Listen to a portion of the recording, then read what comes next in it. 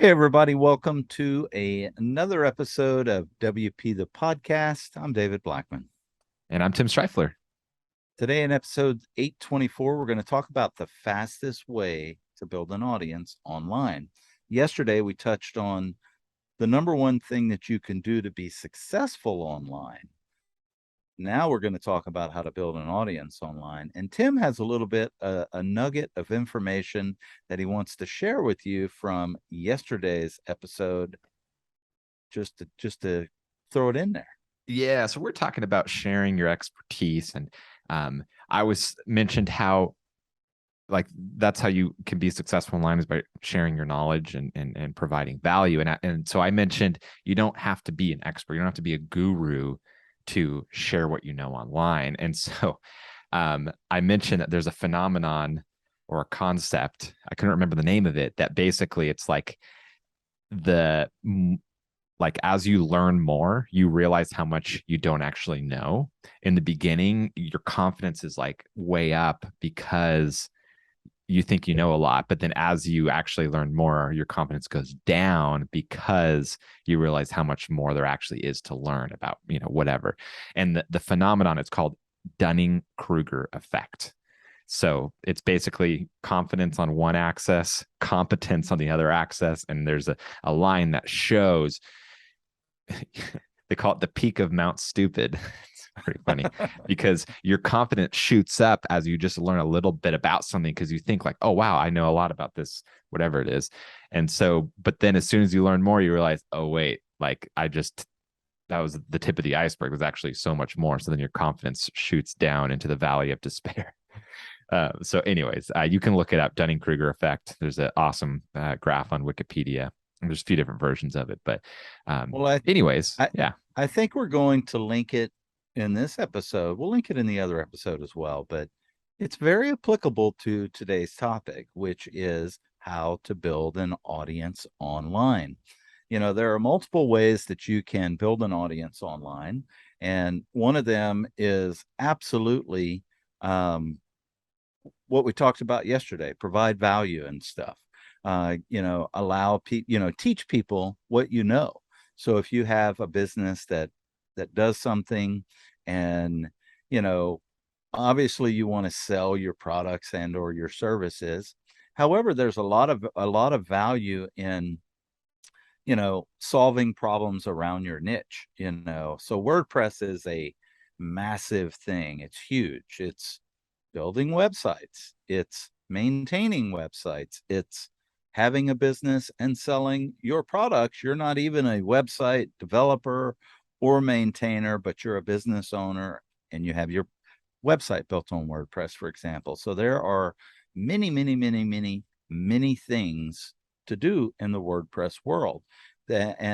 That you as a business owner or a WordPress developer may have a lot of knowledge.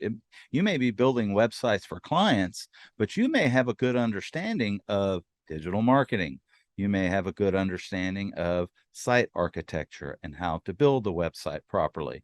People probably aren't going to be able to build it the way that you build it, but don't be afraid to share that knowledge and stuff. So helping people freely, giving them, valuable tools that they can use around the niche that you're in is going to help you build an audience. And the reason why you want to do it in the niche you're in is because you want to build an audience that's interested in your stuff, your whatever you're doing. So if you're a WordPress developer and that's where your business is and you want to make money from that online, but you also have a side hustle of craft brewing beer, and you make no money and don't ever plan on doing it. If you're sharing all of your knowledge about your craft beer, nobody's really going to know about your WordPress life and stuff. So you kind of do want to share, stuff that is relative to the thing that you're making money with as well. And I think, there's obviously paid options and stuff. And I think Tim is probably better suited to talk about, the options of paid routes of building audiences and stuff. Yeah, absolutely. So yeah, the fastest way to build an online audience is, in my opinion, is providing value and then driving traffic to that value, right? And providing value for free that is designed to specifically attract the audience that you want to grow, right? Which in most cases is going to, be an audience that you're going to sell something to in the future, right? Now we're kind of talking about like education and stuff like that, but this could be really anything, like you can, like for example, I don't know why this popped in my head, but Kenny Singh, he's the lead designer for Elegant Themes. He has a whole like side hobby / side business where he does pottery, and he's as fantastic of a designer as he is, he's equally as incredible at pottery.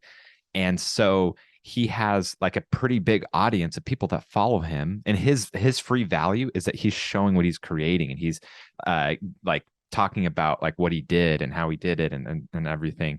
And then he also sells a couple things. One, he sells his pottery and you can buy, and I've actually bought mugs from him. And then he also has done some in-person like classes where or workshops where he teaches people, right? And so he's built up an audience online through providing awesome free value, right? Content through Instagram, right? It doesn't have to be through Instagram. And I think he got some free press. I don't think he's done anything like ads or anything, but that's just like one example. But I mean, you can create tutorials like what David and I have done. You can create any type of free value, and then you drive traffic to it. So through social ads, you can do it that way. Through Google ads, which is a different type of ad because it's based off of keywords. So that's how you build an audience online. You provide value and you drive traffic to it, right? And the value you provide and the type of traffic is going to depend on the exact niche, exact industry, what you're trying to achieve, what you're going to eventually be selling. So a lot of variables there, but that's the essentially the formula. Boom. Awesome.